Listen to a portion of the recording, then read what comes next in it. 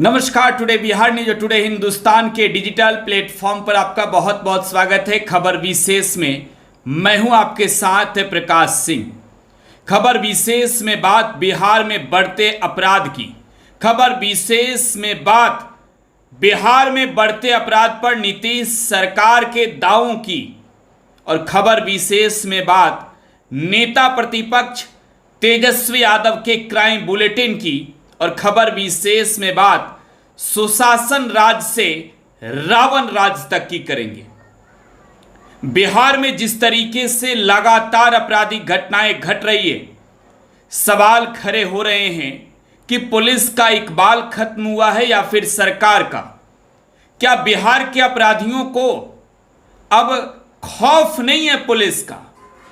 क्या बिहार के अपराधी ये समझ चुके हैं कि नीतीश कुमार जो CCC की बात करते हैं, जिसमें क्राइम सबसे पहले नंबर पर है, अब क्राइम वाली बात नीतीश कुमार के दिल और दिमाग दोनों से खत्म हो गई है। और यही वजह है कि बिहार में अपराधी बेलगाम हैं, ताबड़तोड़ गोलियां बरसा रहे हैं। और जिस तरीके से अपराध का ग्राफ बिहार में इन दिनों बढ़ा है, अब सवाल खड़े हो रहे हैं कि क्या नीतीश कुमार बिहार में लॉ एंड ऑर्डर पर नजर नहीं रख रहे हैं? क्या नीतीश कुमार के कम सीटों वाली कमजोरी इस बार बढ़ते अपराध की मजबूरी बन गई है? आज इन सब चीजों पर बताएंगे विस्तार से। लेकिन इससे पहले आपको बताएं कि बिहार सरकार के पूर्व मंत्री व विकासशील इंसान पार्टी के संरक्षक मुकेश सहनी के पिता जीतन सहनी की अपराधियों ने हत्या कर दी बीते दिन। और इस पूरे मामले में पुलिस लगातार कार्रवाई में जुटी है। छापेमारी भी चल रही है, प्रत्येक बिंदुओं पर जांच भी चल रही है। CCTV फुटेज भी सामने आया है। पुलिस ने 4 लोगों को डिटेन भी कर रखा है। हालांकि पुलिस बहुत जल्द इस मामले को लेकर बड़ा खुलासा करेगी, चौंकाने वाला खुलासा करेगी। और यह भी साफ हो गया है कि यह हत्या नृशंस हत्या है। और इस हत्या में शामिल जो अपराधी हैं वो पूर्व से जीतन सहनी से परिचित थे। देखिए, बिहार में अपराध का ग्राफ बढ़ा है, इसमें कोई दो राय नहीं है। जिस तरीके से लगातार सूबा के अलग अलग जिलों में, गांव में, गलियों में, चौक चौराहों पर गोलियां बरसाई जा रही है, बैंक लूटे जा रहे हैं। अब तो सवाल उठेंगे ना कि नीतीश कुमार जब पहली दफे 2005 में CM चुनकर आए थे, वो जिस जंगल राज की बात कर रहे थे, लालू प्रसाद और राबड़ी देवी के शासनकाल पर जो सवाल उठा रहे थे, वो नीतीश कुमार कह रहे थे कि क्राइम, करप्शन और कम्युनिज्म में कोई समझौता नहीं। और 2005 से लेकर जिस तरीके से अपराध के खिलाफ नीतीश कुमार की सरकार ने काम किए, वो काबिले तारीफ है। बिहार की आम आवाम इसी वजह से नीतीश कुमार को सुशासन बाबू के नाम से जानती है। यही वजह है कि नीतीश कुमार का चेहरा अन्य राज्य नेताओं से अलग है, क्योंकि नीतीश कुमार ने क्राइम पर कभी समझौता तब तक नहीं किया था। 2010 में भी नीतीश कुमार प्रचंड बहुमत के साथ सरकार में आए और नीतीश ने तब भी क्राइम के खिलाफ ताबड़तोड़ प्रहार जारी रखे। 2015 में भी नीतीश कुमार जब RJD के साथ मिलकर लड़े, तब भी नीतीश कुमार एक तरीके से देखा जाए तो एक बड़ी जीत हासिल करके सत्ता में आए थे। और कुछ ही दिनों के बाद वो NDA के साथ चले गए। लेकिन तब से ये बातें सामने आने लगी कि अब तो नीतीश कुमार के लिए मजबूरी है, वो क्राइम पर कंट्रोल नहीं कर पा रहे हैं। उनकी पुलिस निकम्मी जैसी हो गई है, उनके पुलिस की कार्यशैली पर सवाल खड़े हो रहे हैं। 2020 में नीतीश कुमार ने जब 43 सीटें जीती थी, 43 सीटें, तब यह कहा गया कि अब तो नीतीश कुमार छोड़ देंगे मुख्यमंत्री का पद। लेकिन 43 सीटों पर राज करने वाले नीतीश कुमार बिहार की सत्ता पर राज कर रहे हैं।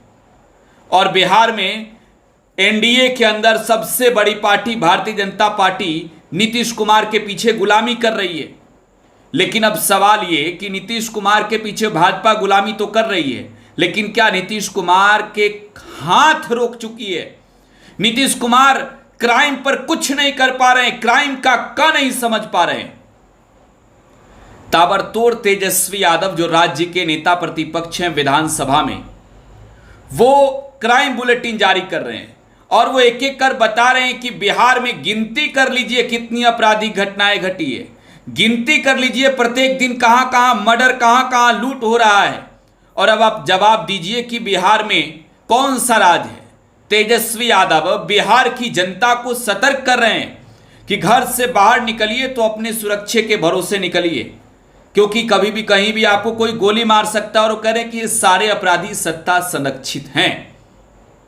सवाल ये कि मुकेश सहनी के पिता जीतन सहनी की हत्या हुई, लेकिन इससे पहले आपको यह जानना जरूरी है कि आईबी के इंटरनल रिपोर्ट के आधार पर मुकेश सहनी को Y+ कैटेगरी की सुरक्षा केंद्रीय गृह मंत्रालय ने दी थी। और वो सुरक्षा मुकेश सहनी का तब छीना गया जब बिहार में लोकसभा के चुनाव में मुकेश सहनी तेजस्वी यादव के साथ मिलकर प्रचार कर रहे थे, चुनाव प्रचार कर रहे थे। मुकेश सहनी की सुरक्षा आखिरकार क्यों छीनी गई? जब सहनी के पिता की हत्या हो सकती है तो सहनी क्या खतरे के अलर्ट के अंदर नहीं है? क्यों आखिरकार केंद्रीय गृह मंत्रालय ने जो सुरक्षा दी थी, किस आधार पर केंद्रीय गृह मंत्रालय ने सुरक्षा दी थी? सहनी को Y+ कैटेगरी की सुरक्षा क्या लालच और लोभ में दी गई थी कि सहनी समर्थन करेंगे एनडीए को, वो एनडीए के साथ मिलकर चुनाव लड़ेंगे, और मुकेश सहनी ने एनडीए के साथ मिलकर चुनाव नहीं लड़ा तो इस वजह से उनकी सुरक्षा छीन ली गई? ये सब एक तरीके से जांच का विषय है।